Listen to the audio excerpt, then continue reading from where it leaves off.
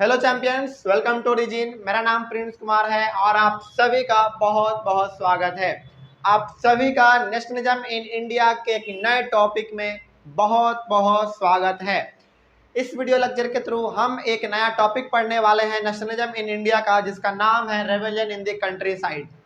हम लोग पढ़ रहे हैं अपना नॉन कॉपरेशन मूवमेंट, और ये हम लोग अपने पिछले लेक्चर में ये जान चुके हैं कि नॉन कॉपरेशन मूवमेंट का क्या असर था शहरों में। ये हम लोग देख चुके हैं ना, क्या था शहरों में कि महात्मा गांधी ने तो सबको कह दिया था कि आप जिस भी पोस्ट पर हैं वहां से आप रिजाइन कीजिए, यानी कि अपने टाइटल का सरेंडर कर दीजिए, है ना। आप जिस भी पोस्ट पे हैं आप उससे रिजाइन कर दीजिए। तो गांधी जी के इस बात को बहुत सारे लोगों ने, टीचर, प्रोफेसर, लॉयर, इन सभी ने माना भी, और वहां पे रिजाइन करके काम वाम जो भी था उनका वहां पे वो छोड़ भी दिया।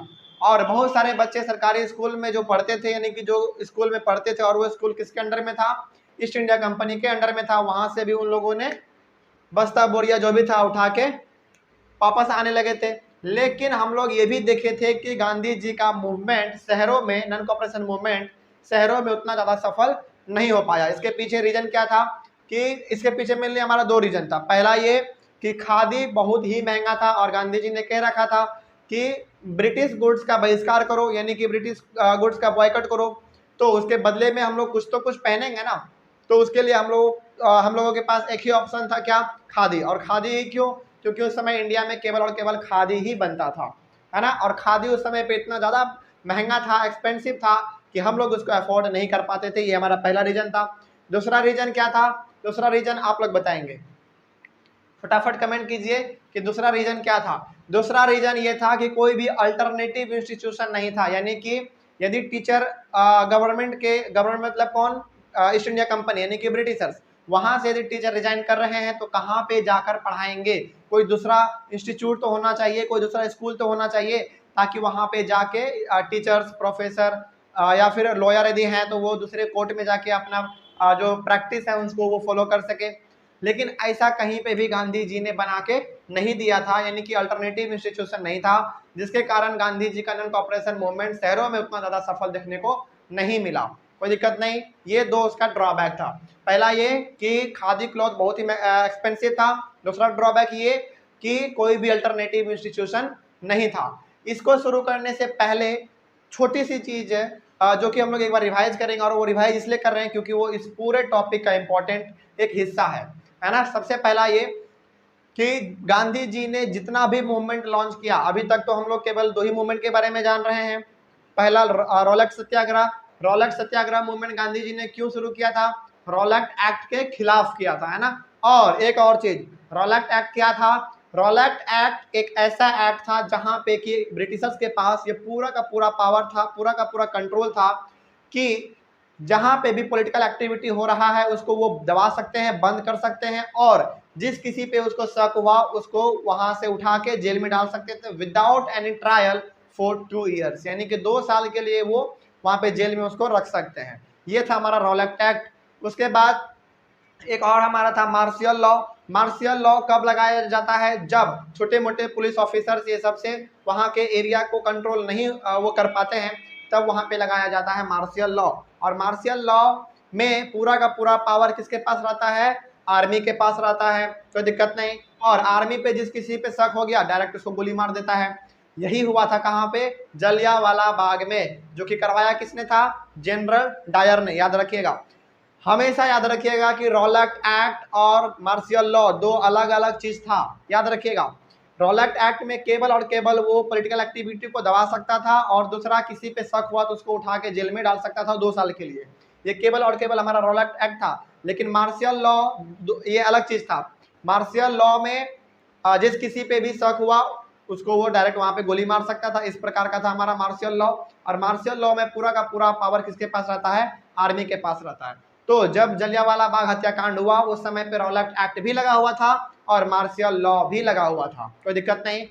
इस चैप्टर में हम लोग हालांकि जो पढ़ने जा रहे हैं मेनली हम लोग 3 प्रकार के मूवमेंट के बारे में हम लोग यहाँ पे पढ़ेंगे।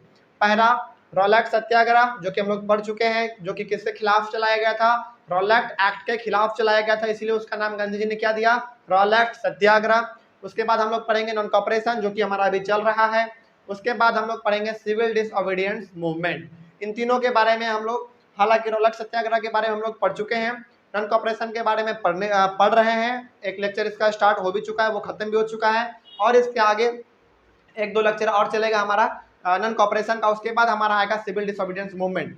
लेकिन बच्चे हमेशा याद रखिएगा कि गांधी जी ने जो कुछ भी मूवमेंट लॉन्च किया, चाहे वो रॉलेट सत्याग्रह हो, चाहे वो नन कॉपरेशन हो, चाहे वो सिविल डिसोबीडियंस जो कि हम लोग आगे पढ़ेंगे, इन तीनों मूवमेंट को उन्होंने लॉन्च तो किया, लेकिन एक ही कारण था इन तीनों मूवमेंट को रोक देने का। आपको जान के बड़ा आश्चर्य होगा कि गांधी जी ने 3 मूवमेंट को लॉन्च किया और तीनों मूवमेंट में उनको सफलता नहीं मिला। याद रखिएगा, तीनों मूवमेंट में उनको पूरा का पूरा सफलता नहीं मिला, उनको सक्सेस नहीं मिला।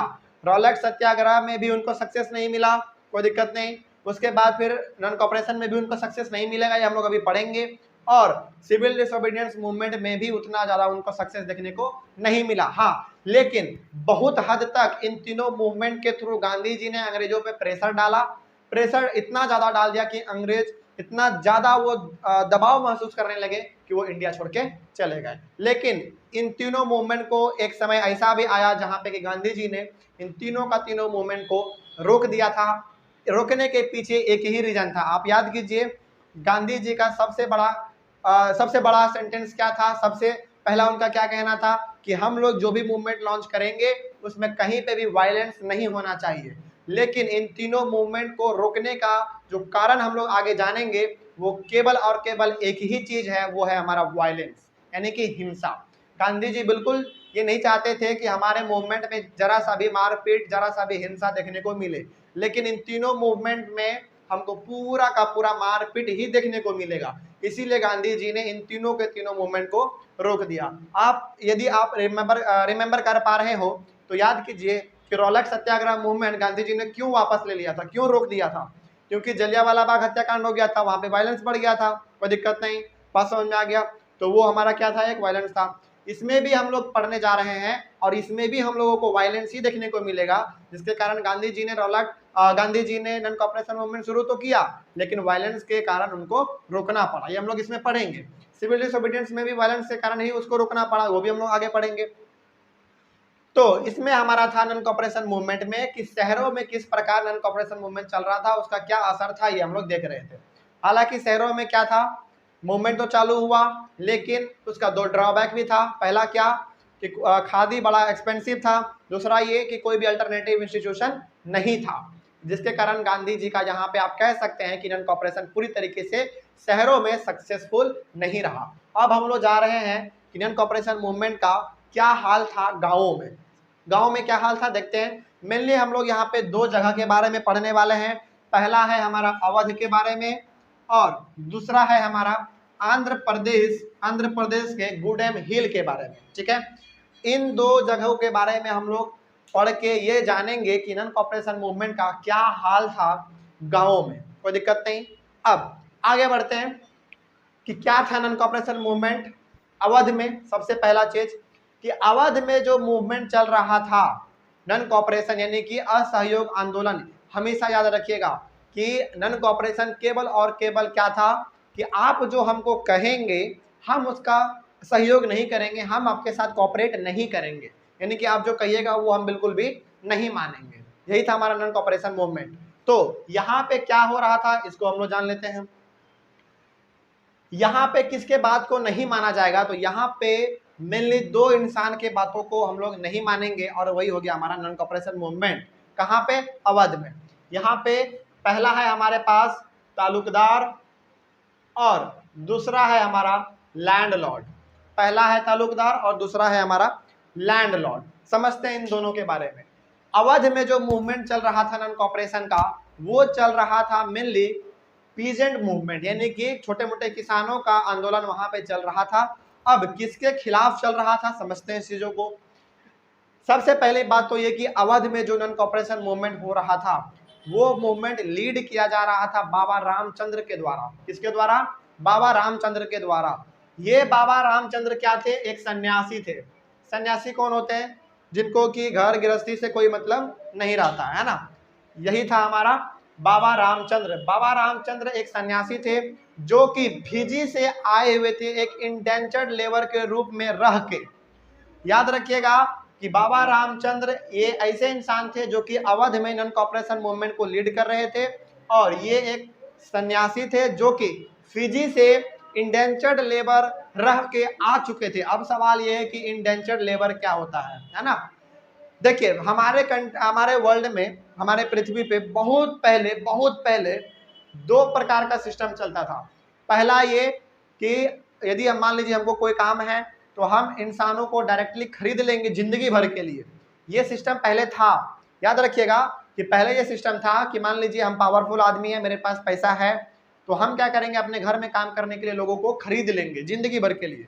अब हम जिसको खरीदेंगे उसको हम जिंदगी भर अपने घर में काम करवाएंगे, जो करवाना होगा हम उसको करवाएंगे, और बदले में जो उसको हम पैसे देंगे वो पैसे हम उसके फैमिली को दे देंगे। ये सिस्टम पहले था, लेकिन समय बदला, धीरे धीरे समय बदलता गया, ये सिस्टम में थोड़ा सा बदलाव आया, और यहाँ पे अब क्या होने लगा, एक रिटेन रूप में एक पेपर होता था, एक सीट ऑफ पेपर होता था, जिसमें कि पूरा का पूरा ये लिखा रहता था कि मैं, यानी कि जो आदमी काम करने के लिए जाएगा बाहर, वो लिखा रहता था कि मैं अपने स्वेच्छा अनुसार फलाने आदमी के पास 5 साल 10 साल के लिए काम करने जा रहा हूँ। ये पहले एक रिटेन रूप में एक प्रोसीजर हुआ करता था, जिसको कि भरने के बाद वो 10 साल 5 साल के बाद वहाँ पे ही काम करता था। बीच में मान लीजिए कि मैं एक वर्कर हूँ और मुझे जाना है आज यहाँ से सऊदी अरेबिया, तो मैं क्या करूँगा कि वहाँ के आदमी एक आएंगे जो कि हमको कहेंगे कि देखो तुम मेरे लिए काम करो 5 से 10 साल, बदले में हम तुमको कुछ पैसे देंगे। तो वो हमसे क्या करेगा, एक पेपर पे साइन करवाएगा, और उस पेपर पे साइन क्या हुआ रहेगा, मैं यानी कि मैं प्रिंस कुमार अपने स्वेच्छा अनुसार फलाने आदमी के पास 5 साल या 10 साल काम करने के लिए जा रहा हूँ, अपने स्वेच्छा अनुसार, यानी कि मैं अपने ही मन से जा रहा हूँ, किसी के दबाव में नहीं जा रहा हूँ। ये पहले था। तो यही था हमारा इंडेंचर्ड लेबर, इसको हम लोग कहते हैं बंधुआ मजदूर। अब जो इंडेंचर्ड लेबर जाते थे वहां पे, उनको जैसे मान लीजिए मैं 10 साल के लिए जा रहा हूँ, तो 10 साल तक हमको वहां पे ही रहना है। बीच में हमारे फैमिली के साथ क्या होता है क्या नहीं होता है हमको उससे कोई मतलब नहीं है। यानी कि हमारे फैमिली में कोई किसी का डेथ हो गया, कोई बीमार पड़ गया, तो हमको वहां से वापस आने का मौका नहीं दिया जाएगा। ये पूरा का पूरा एक एग्रीमेंट के रूप में लिखा हुआ रहता था, और वहां पे हमारा साइन लिया जाता था, और जो बदले में पैसे हुआ करते थे वो हमारे फैमिली को दे दिए जाते थे। तो उसी प्रकार से हमारे बाबा रामचंद्र थे, और ये बाबा रामचंद्र एक सन्यासी थे जिनको कि फिजी ले जाया गया था इंडिया से, एक इंडेंचर्ड लेबर के तौर पे, यानी कि ट्रीटमेंट साइन करवा के लेके गया था इनको, कोई दिक्कत नहीं। तो ये जब वापस आए तो ये नॉन कॉपरेशन मूवमेंट में भाग लिए, और अवध के पीजेंट मूवमेंट को ये यहाँ पे लीड कर रहे थे। अब यहाँ पे पीजेंट मूवमेंट को सुन के आप कुछ अलग मत समझ लीजिएगा। नॉन कॉपरेशन मूवमेंट को ही यहाँ पे, नॉन कॉपरेशन का मतलब मिलनी क्या हुआ कि आप जो कहेंगे हम उसको नहीं मानेंगे, है ना, यही हुआ हमारा, हम सहयोग नहीं करेंगे, हम आपका साथ नहीं देंगे। तो यहाँ पे पीजेंट मूवमेंट का मतलब ये हो गया कि यहाँ पे नॉन कॉपरेशन मूवमेंट जो चल रहा होगा वो किसानों के लिए चल रहा होगा, है ना। समझते हैं अब क्या है, आखिर किसान किसका बात नहीं मानेंगे, किसके साथ कोऑपरेट नहीं करेंगे, देखते हैं।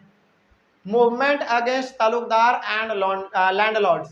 यहाँ पे जो मूवमेंट चल रहा था हमारा अवध में, यहाँ पे दो इंसान के खिलाफ चल रहा था, एक हमारा था तालुकदार और दूसरा था हमारा लैंडलॉर्ड। समझते हैं कि तालुकदार और लैंडलॉर्ड क्या होते हैं।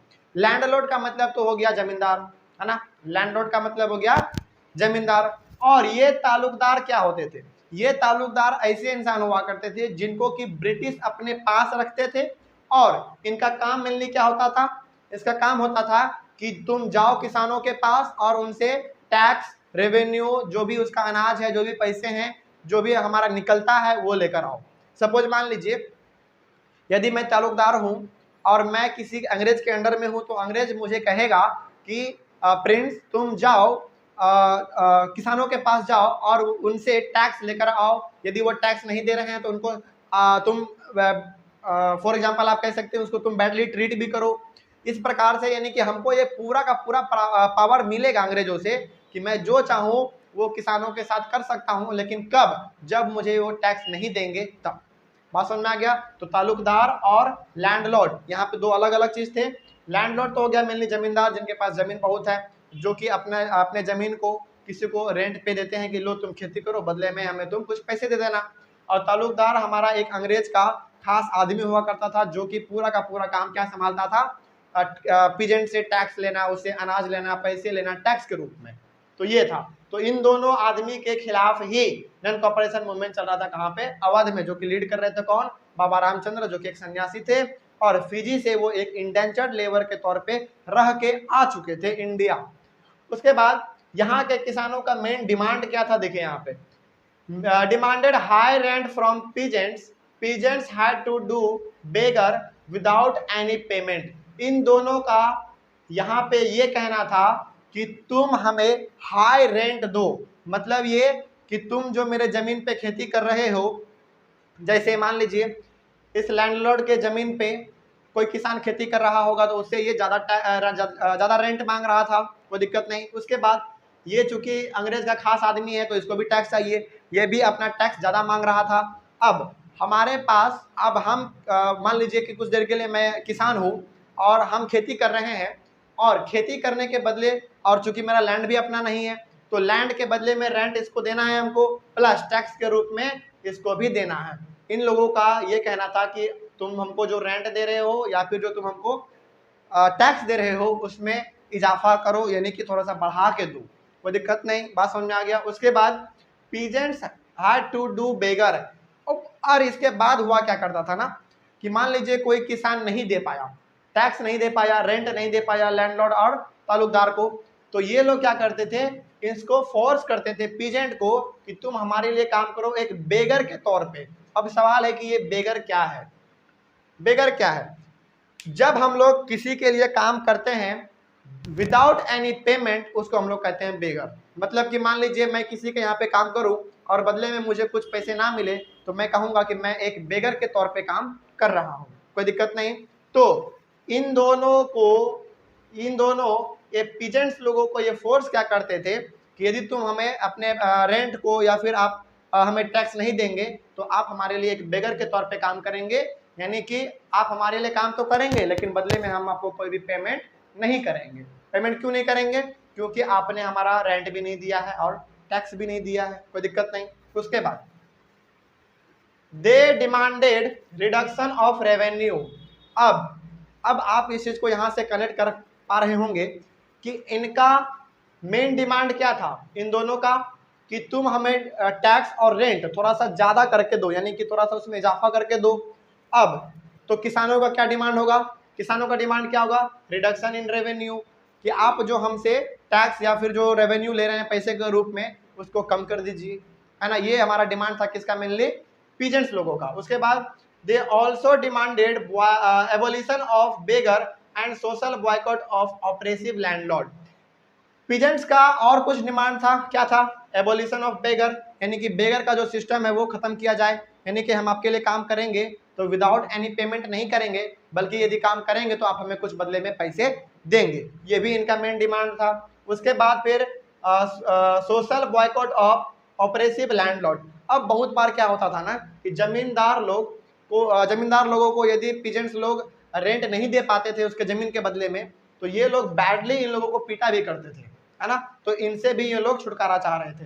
तो हमेशा याद रखिएगा कि अवध में लैंडलॉर्ड और तालुकदार दोनों का क्या डिमांड था? इन दोनों का डिमांड ये था कि टैक्स और रेंट में इजाफा हो, यानी कि वो थोड़ा सा आप हमें बढ़ा के दे, इनका ये डिमांड था। लेकिन पीजेंट्स का क्या डिमांड था? यहाँ पे पीजेंट्स का 3 डिमांड था, याद रखिएगा। क्या? कि पहला तो ये रिडक्शन इन रेवेन्यू, यानी कि जो आप हमसे टैक्स ले रहे हैं, जो रेंट ले रहे हैं उसमें कम कीजिए, कोई दिक्कत नहीं, उसमें गिरावट कीजिए, पहला ये डिमांड था। दूसरा ये कि एबॉलिशन ऑफ बेगर का जो आप सिस्टम चला रहे हैं इसको खत्म कीजिए, यानी कि हम आपके लिए काम तो करेंगे लेकिन आप बदले में हमें क्या देंगे? पैसे देंगे, कोई दिक्कत नहीं। तीसरा क्या था? तीसरा ये था कि सोशल बॉयकॉट, यानी कि social boycott of oppressive landlord, यानी कि समाज में फॉर एग्जांपल मान लीजिए कोई पीजेंट जिसको अपना रेंट नहीं दिया तो बदले में ये अपने आदमी के साथ आते थे, इनको पीट देते थे, तो ये भी खत्म किया जाए। तो ये हमारा मेनली 3 डिमांड था पीजेंट्स का, कोई दिक्कत नहीं। उसके बाद है हमारा नाई धोबी वंश वेयर ऑर्गेनाइज। नाई का मतलब होता है कौन? कौन जल्दी जल्दी जल्दी बताइए कमेंट करके। नाई का मतलब कौन? ठाकुर, जो कि बाल काटते हैं। नाई का मतलब ठाकुर जो कि बाल काटते हैं। धोबी का मतलब कौन? वाशरमैन, जो कि कपड़े धोते हैं। तो इन दोनों को आगे करने के लिए, यानी कि इन दोनों को सपोर्ट करने के लिए बंस वेयर ऑर्गेनाइज्ड, मतलब आप कह सकते हैं कि नाई धोबी के इंटरेस्ट को प्रोटेक्ट करने के लिए, उनको आगे बढ़ाने के लिए, उनको समाज में एक अव्वल दर्जे का शहरी बनाने के लिए उनको भी वहां पे क्या किया गया, उनके संगठन को बनाया गया और उनको आगे प्रमोट किया गया। देखिए ये बात हो रहा है कब का, 1921 1922 का बात हो रहा है ना। तो उस समय पे हमारे कंट्री में, यानी कि आज से ठीक 100 साल पहले, उस समय पे नाई धोबी हो गया, फिर से जो छोटे कास्ट के लोग थे दलित हो गए, इन सभी में इतना ज्यादा कास्ट सिस्टम था कि आप आज सोच भी नहीं सकते हैं, है ना, कोई किसी को टच भी नहीं करना चाहता था। तो इन दोनों को प्रोटेक्ट करने के लिए वहां पे एक संगठन बनाया गया जिसका नाम पड़ा नाई धोबी बंस। कोई दिक्कत नहीं, इन दोनों को वहां पे मेनली आगे बढ़ाया जाएगा, उनको भी सोसाइटी में एक इक्वल राइट दिया जाएगा, ये वहां पे बनाया गया। उसके बाद Jawaharlal Nehru toured village to village, Jawaharlal Nehru भी अवध के गांवों में घूमते थे और लोगों के परेशानियों को समझते थे। आप अपने बुक में यदि देखेंगे तो आपको एक वर्ड मिलेगा ग्रीवेंसेस, है ना। ग्रीवेंसेस का मतलब क्या होता है, दुख तकलीफ। तो जवाहरलाल नेहरू भी अवध के गांवों में घूमते थे और वहां के लोगों के परेशानियों को समझते थे और उसको सॉल्व करने की वो कोशिश करते थे। उसके बाद Oudh Kisan Sabha was set up by Jawaharlal Nehru and Baba Ramchandra. ध्यान से देखिए यहाँ पे क्या लिखा हुआ है, औध किसान सभा, यहाँ पे नाई धोबी बंस। तो यहाँ पे नाई धोबी बंद बनाया गया, मिलने किसको, ठाकुर और धोबी को, यानी कि वॉशरमैन को आगे बढ़ाने के लिए, और यहाँ पे किसानों को आगे बढ़ाने के लिए किसान सभा का, यानी कि औध किसान सभा का संगठन बनाया गया। किनके द्वारा, जवाहरलाल नेहरू और बाबा रामचंद्र के द्वारा, अवध में। कोई दिक्कत नहीं। उसके बाद within a month 300 branches had been set up, कुछ ही महीनों के अंदर 300 से अधिक, यहाँ पे देखिए within a month 300 branches had been set up, 300 branch Oudh Kisan Sabha का सेटअप कर दिया गया जवाहरलाल नेहरू और बाबा रामचंद्र के द्वारा अवध में। ये बहुत बड़ी संख्या है ना। उसके बाद houses of talukdars and merchants were attacked, bazaars were looted, grain hoards were taken over. अब पीजेंट्स के 3 डिमांड थे मिलनी हमारे। पहला क्या था, abolition of revenue, abolition of begar and social boycott of कहा गया ऑपरेसिव लैंडलॉर्ड्स, है ना। ये 3 डिमांड था, लेकिन इन तीनों डिमांड को इन दोनों ने नहीं माना। अब जब नहीं माना तो यहाँ पे आ गया पीजेंट्स को क्या, गुस्सा आ गया। तो उन्होंने क्या किया, houses of talukdars and merchants were attacked, इन दोनों के घर पे और बड़े बड़े मर्चेंट्स के घर पे, बड़े बड़े उद्योगपति, बड़े बड़े व्यापारी के घर पे अटैक किया गया। किसके द्वारा, पीजेंट्स के द्वारा अटैक किया गया। बाजार को लूट लिया गया, अवध के बाजारों को पूरा का पूरा लूट लिया गया। किन्होंने लूटा, यही पीजेंट्स लोगों ने तो लूटा, है ना। उसके बाद फिर grain hearts were taken over, और जो भी गोदाम में अनाज रखे हुए थे, जो भी सामान रखे हुए थे गोदाम में उस समय पे, उन सभी को अपने कब्जे में ले लिया गया। क्या यहाँ पे आपको वायलेंस देखने को मिल रहा है? बिल्कुल देखने को मिल रहा है। क्यों? क्योंकि पीजेंट्स अटैक कर रहे हैं कहाँ पे, तालुकदार, लैंडलॉर्ड, मर्चेंट्स, इन सभी के घरों पे। कोई दिक्कत नहीं। तो यहाँ पे भी क्या हो गया, अटैक हो रहा है, यानी कि वायलेंस हो रहा है। तो इसको याद रखिएगा, क्योंकि इसी कॉन्सेप्ट के बदौलत हम लोग आगे ये जान पाएंगे कि आखिर गांधी जी ने नॉन कॉपरेशन मूवमेंट को क्यों रोक दिया। तो इसमें से हमारा पहला कारण क्या है कि अवध में वायलेंस बढ़ गया था। किसके किसके बीच, पीजेंट्स और लैंडलॉर्ड और तालुकदार और मर्चेंट्स के बीच में। कोई दिक्कत नहीं। लैंडलॉर्ड, तालुकदार और मर्चेंट अलग थे, एक साइड थे, और पीजेंट्स लोग एक साइड थे। जब पीजेंट्स के डिमांड को मिली, उनका 3 डिमांड था, जब इनके डिमांड को फुलफिल नहीं किया गया तो इन सभी ने क्या किया, इन सभी के घर पे अटैक कर दिया। तो यहाँ पे वायलेंस देखने को मिल गया। इसको आप याद रखेंगे, क्योंकि यहीं से हम लोग कनेक्ट करेंगे कि गांधी जी ने आखिर क्यों मूवमेंट को रोक दिया। कोई दिक्कत नहीं। उसके बाद फिर क्या है sorry, local leaders told peasants, Gandhi ji declared that no tax were to be paid and land was to be redistributed among the poor. अब एक बात और जो सबसे इंपॉर्टेंट ये है कि हर जगह पे वायलेंस तो हो रहा था, लेकिन हर जगह पे गांधी जी के मैसेज को हर एक कोई अलग अलग तरीके से समझ रहा था। इस चीज को भी आप जानिए, ये चीज आपको और आगे मिलेगा कि गांधी जी के मैसेज को हर कोई अलग अलग तरीके से समझ रहा था।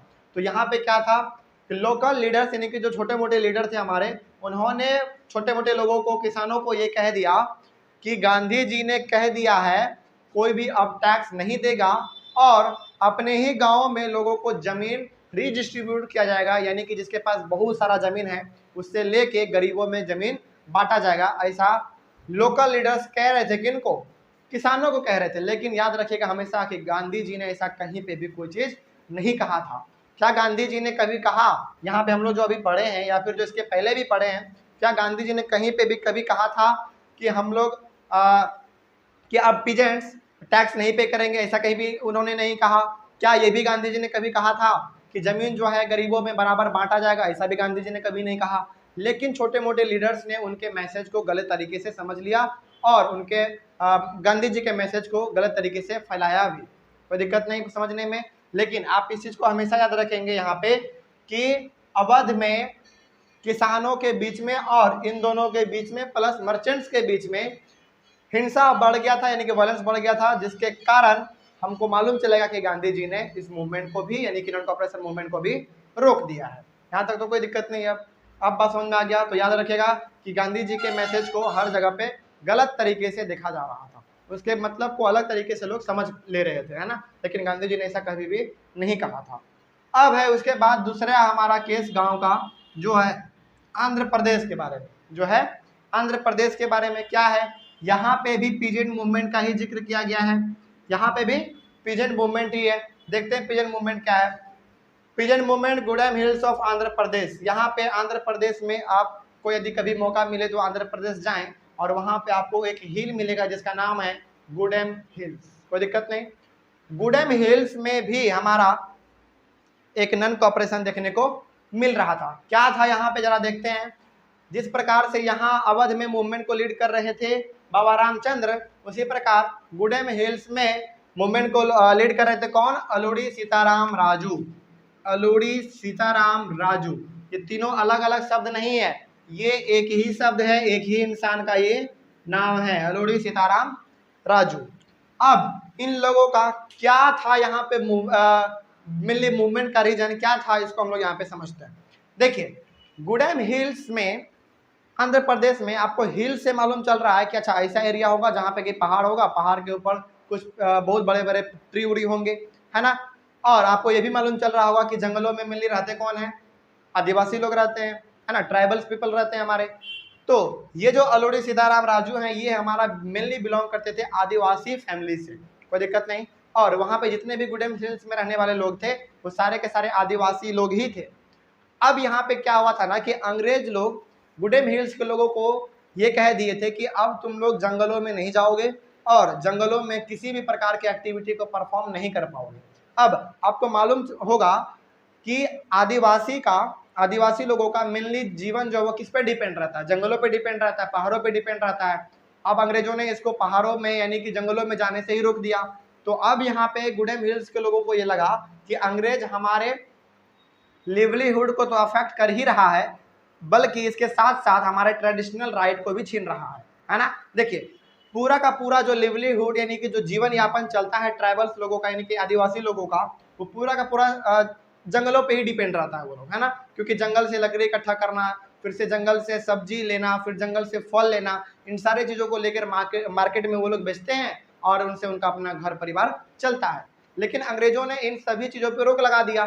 तो इनको लगा कि हमारा लिवलीहुड अफेक्ट हो गया, यानी कि हमारे लिवलीहुड पे ये लोग असर डाल रहे हैं। कोई दिक्कत नहीं। अब जब ये लोग जंगल में जा ही नहीं पा रहे हैं, लकड़ी वहाँ से इकट्ठा नहीं कर पा रहे हैं, फल नहीं ला पा रहे हैं, सब्जी नहीं ला पा रहे हैं, तो इनका लिवलीहुड भी अफेक्ट हो रहा था। ये पहला चीज़ हो गया।